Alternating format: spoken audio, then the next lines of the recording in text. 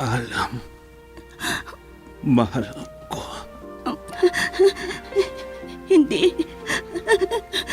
Huwag mo akong iwan, mahal.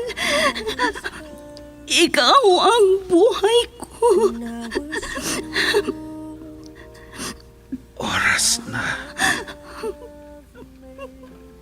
Ang hiling ko lang,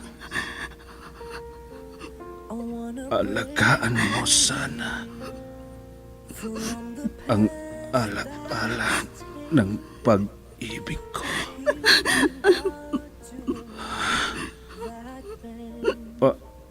Alam, mahal ko. Hindi. Hindi ka mamamatay. Hindi.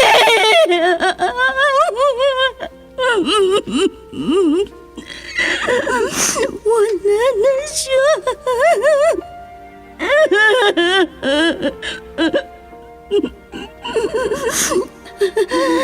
Baunin mo ang walang hanggang pag-ibig ko. Saan ka man naroroon, mahal ko.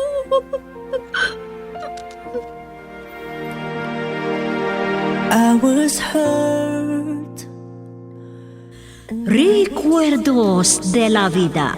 I thought you will forever. Drama na kung saan inyong mapakinggan ang mga pangyayari sa nakalipas na panahon sa buhay ng isang tao.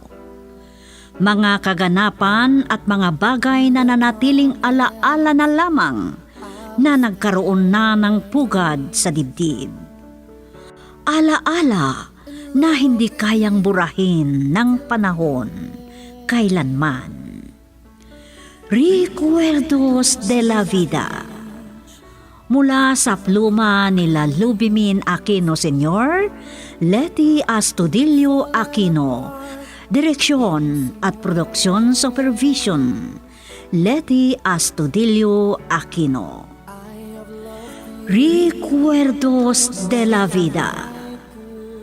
Mula sa Lovelet Artist and Talent Center Drama Productions, handog sa inyo ng #1 and most trusted radio network in the country, Bombo Radio Philippines. Basta Radio, Bombo!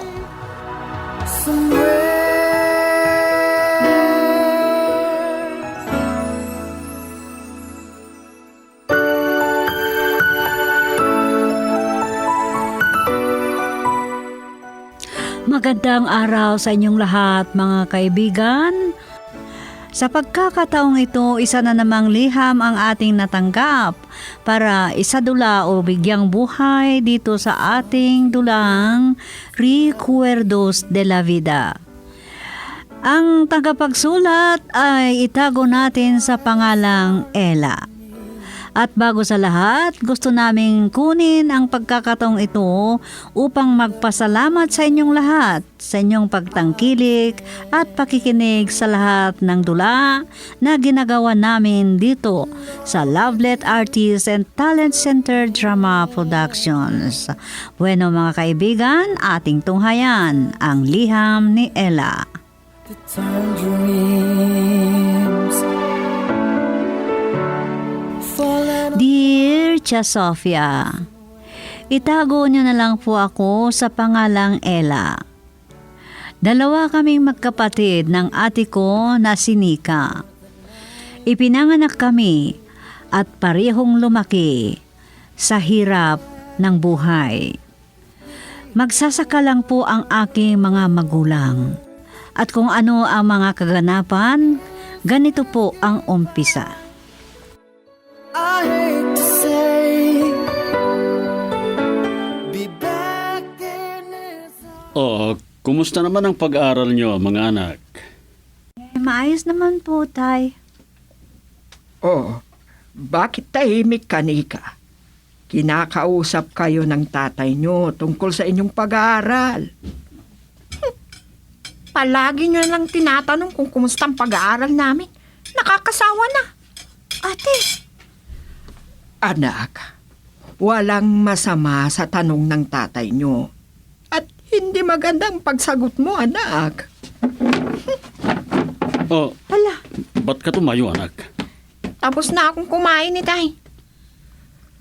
Natapos ka kaagad. Kakaunti pa lang kinain mo, ha.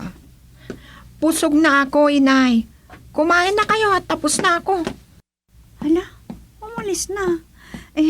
Tay, nay, pagpasensyahan na lang po ninyo si ate. Ay, ano ba naman ang kapatid mo? Ayaw niyang mapagsabihan. Tama ka. Hayaan na lang ninyo siya. Kumain na lang tayo.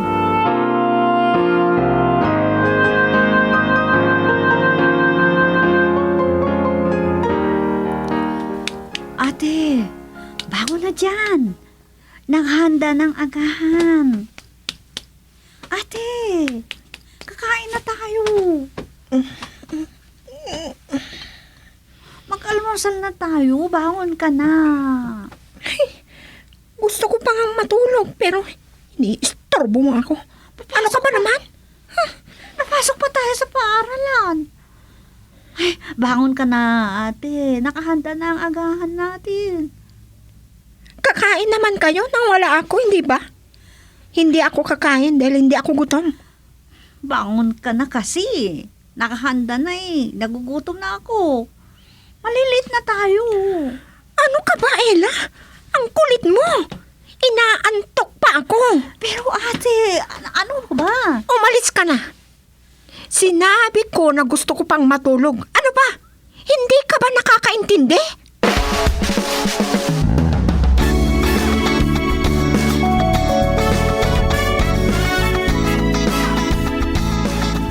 Kasalanan mo, Ella, kung bakit ako pinagalitan ni inay. Hala, pinagsabihan ka lang naman ni inay. Hindi ka naman pinagalitan na.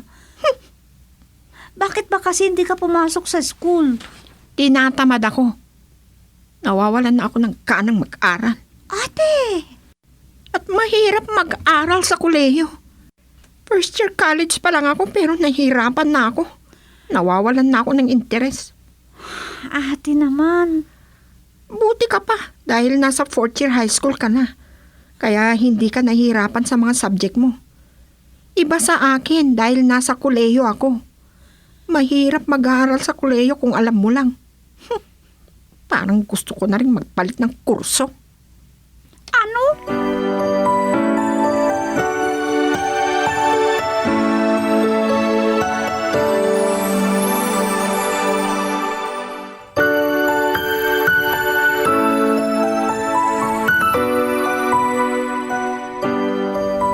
Tamad mag-aral ang ate Nika ko, Tia Sofia. Madaling masaktan, bugnutin, habang pinagsasabihan siya ni na itay at inay.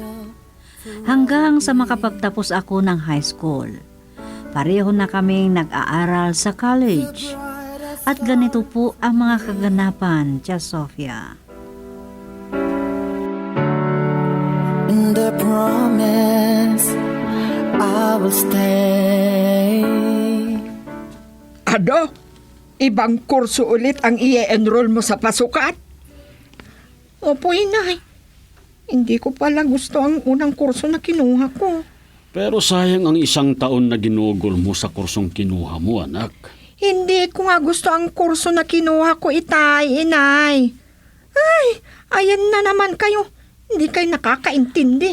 Ate, Huwag kang makialam sa usapan namin ni na itay at inay, Ella. sige. Pag-isipan mo ng mabuti kung ano ang gusto mong kurso na kukunin mo sa susunod na pasukan. Oh, anak, dahil sayang ang ginugol mong panahon sa pag-aaral mo kung magpapalit ka ng kurso. Alam ko, nasasayangan kayo sa nagastos ko sa paaralan sa unang kurso na kinuha ko. Paano na iyan kung hindi ko gusto ang nakuha kong kurso? Totoo, anak. Nasasayangan kami talaga ng itay mo. Pero naiintindihan ka namin.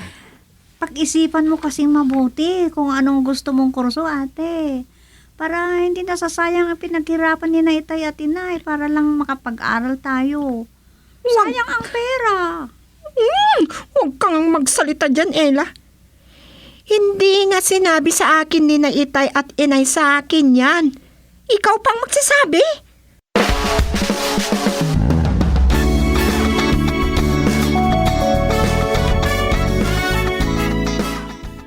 Salamat.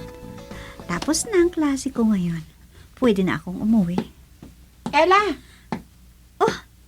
Ate Nika, tapos na rin ang klase mo? Uwi na tayo. huwag ka munang umuwi. Ah? Pahingi nga ako ng pera mo.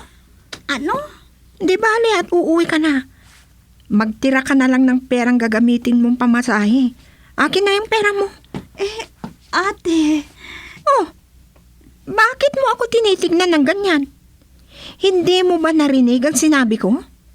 kasi ate, may kailangan akong bilhin. Sige na. Ibigay mo na sa akin yung natitirang pera mo. At humingi ka na lang kay inay ng gagamitin mong pampotocopy sa sinasabi mo. Pero ate, Sige na! Ang tagal mo namang magbigay. Hinihintay na ako ng mga barkada ko.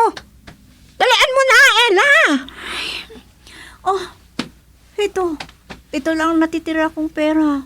Pamasahe ko na lang itong naiwan dito, 50 pesos. Ang tagal mo namang maglabas sa bulsa mo. Hala, Sige na, umuwi ka na. May pupuntahan pa ako. pero, sige na nga lang. Sus, grabe naman si Ate Nika.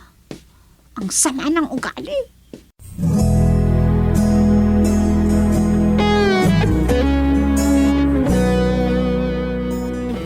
Bigyan mo nga ako ng pera mo, Ella. Ha? Ala, saan naman ako kukuha ng pera, ate? Linggo ngayon. Wala tayong allowance na binibigay ni inay sa linggo. Ang sabihin mo, madamot ka. Ate, Totoo naman na madamot ka. ate, huwag ka namang magsalita ng ganyan. Sinampal mo ako. Dahil madamot ka.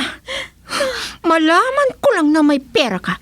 Hindi lang yan ang matitikman mo sa akin. Ate. Huwag kang magsusumbong kinay nanay at tatay dahil sasampalin ulit kita. Magsumbong ka lang. Makita mo.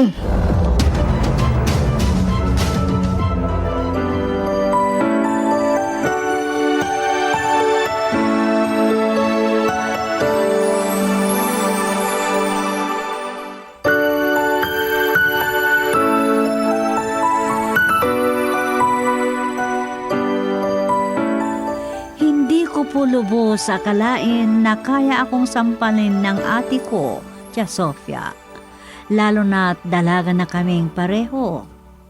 Iyan ang naalala ko nung unang pagkakataon na sinampal ako ng kapatid ko. Dahil hindi ko naibigay ang pirang hinihingi niya. Hindi na rin ako nagsumbong kila inay at itay. Hanggang sa isang araw, ganito po ang kaganapan.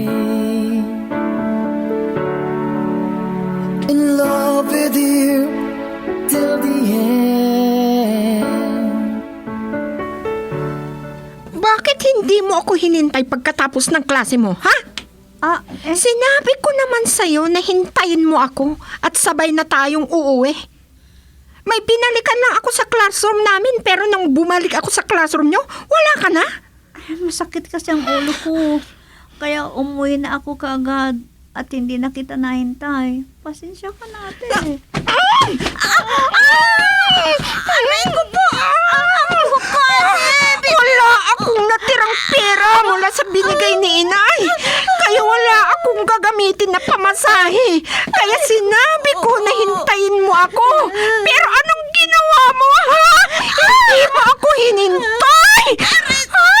Alam mo ba na napahiya ako sa isa kong barkada dahil siya ang nagbayad sa pamasahe ko pa uwi, ha? Pinahiya mo ako!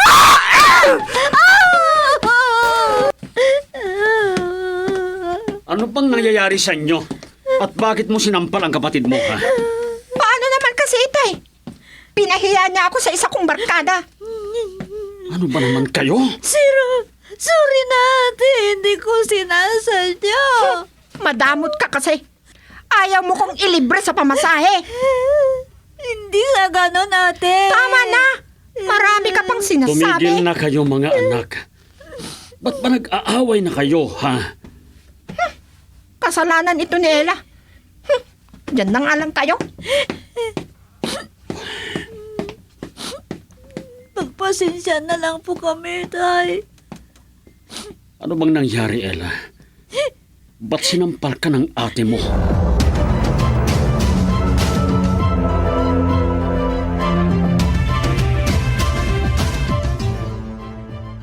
Nasabi sa akin ng tatay mo ang patungkol sa pagsampal mo sa kapatid mo, Nika. Bakit mo sinampal ang kapatid mo? Sinabi ko na kay Itay ang dahilan kung bakit nasampal ko si Ella. Hindi na sinabi ni Itay sa inyo? Kahit anong naging kasalanan ng kapatid mo sa'yo, hindi maganda ang ginawa mo, anak. Ikaw ang panganay sa inyong dalawa. Nakababatang kapatid mo siya.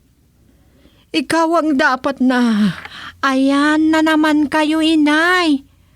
Kahit si Ella ang may kasalanan, siya pa rin ang pinapaboran ninyo sa aming dalawa. Hindi sa ganyan. Totoo naman ang sinabi ko. Kahit halatang si Elang may kasalanan, ako pa rin ang pagagalitan ninyo. Hindi kita pinapagalitan. Pinagsasabihan lang kita, anak. Nay, totoo po ang sinabi ni Ate Nika. Ako pong may kasalanan. Ella, anak. Oo, ayan. Si Ella mismo ang nagsalita na kasalanan niya. Pero anak, hindi kayo naniniwala, inay? Hindi kayo naniniwala dahil mas pinapaboran ninyo si Ella? Siya ang mas mahal nyo sa aming magkapatid. Bakit? Si Ella lang ba ang anak ninyo? Nika, Hindi ba totoo ang sinabi ko, inay? Itay? Si Ella lang ba ang anak ninyo? Kaya palaging siya ang pinapaboran ninyo tuwing nag-aaway kami? Nika.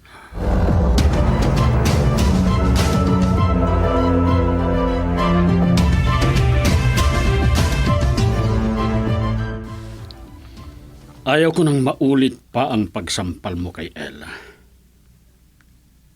Kaya mas mainam yata na sabihin na natin sa kanya ang katotohanan.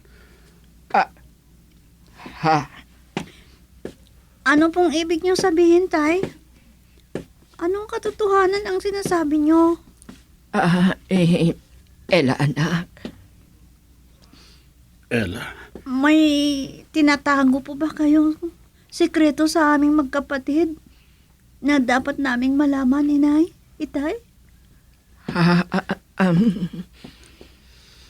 panahon na siguro para malaman niyong magkapatid ang katotohanan. Anong katotohanan yan, tay? Para niyo ng awa, sabihin niyo sa akin.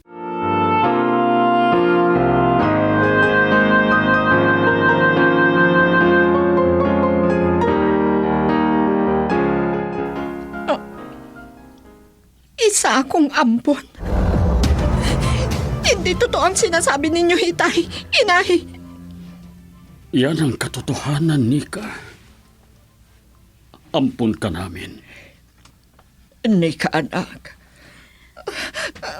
Paanong nangyari ang sinasabi ninyo? Naampon lang ako, Itay. Isa sa mga kapatid ko ang nagmahal sa totoong mong ina, Nika. Ngunit, hindi sila nagkatuluyan. Dahil bukod sa kapatid ko, may iba pang minahal ang ina mo na siyang nakabuntis sa kanya. Ang totoo mong itay na sinasabi kong ibang nobyo ng nanay mo.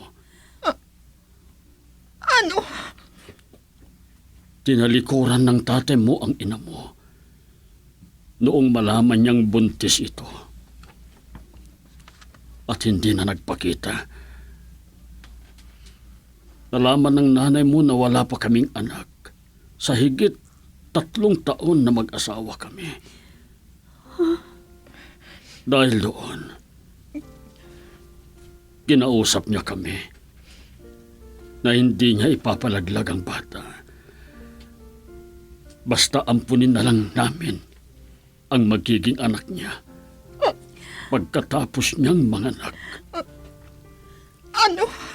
Ate Nika, Inampun ka namin at tinurin ka namin parang tunay na anak. At pagkatapos ng 1 taon, nabuntis ang ina niyo. Ikaw yun, Ella. Bakit walang sino man na nagsabi sa akin? Nampun lang pala ako. Dahil nung pinanganak ka, dito na tayo nanirahan. Kunti lang ang kamag-anak namin ng ina niyo. Kaya walang may alam tungkol sa iyo. Itay.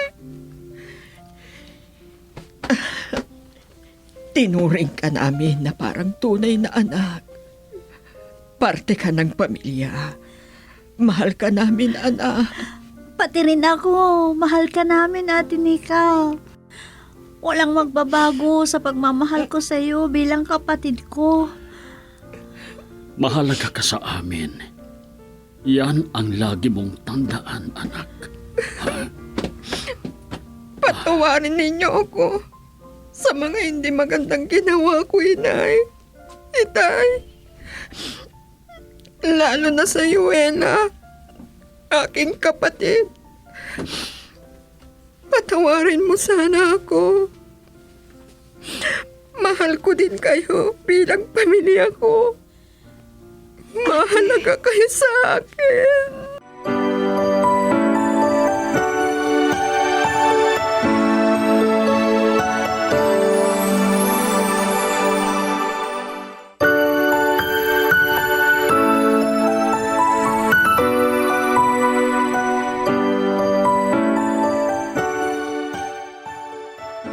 Hindi ko po inakala na isa palang ampon ang itinuring kong tunay na kapatid, Tia Sofia. At dahil sa pangyayaring yun, nung nalaman namin ang katotohanan, naging mabuti na sa akin ang Ate Nika ko. Nung malaman niya ang katotohanan. Hanggang dito na lang po at ako'y nagpapasalamat sa inyong pagsadula sa aking liham. Ang nagpapasalamat, Ella.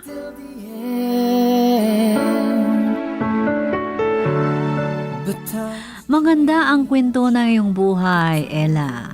At nagpapasalamat din kami sa inyong pagliham sa ating programa. Mga kaibigan, dyan nagtatapos ang nasadulang liham ni Ella dito sa ating dulang Recuerdos de la Vida. At sa pagkakataong ito, inaanyayahan namin kayo na lumahok dito sa ating programa.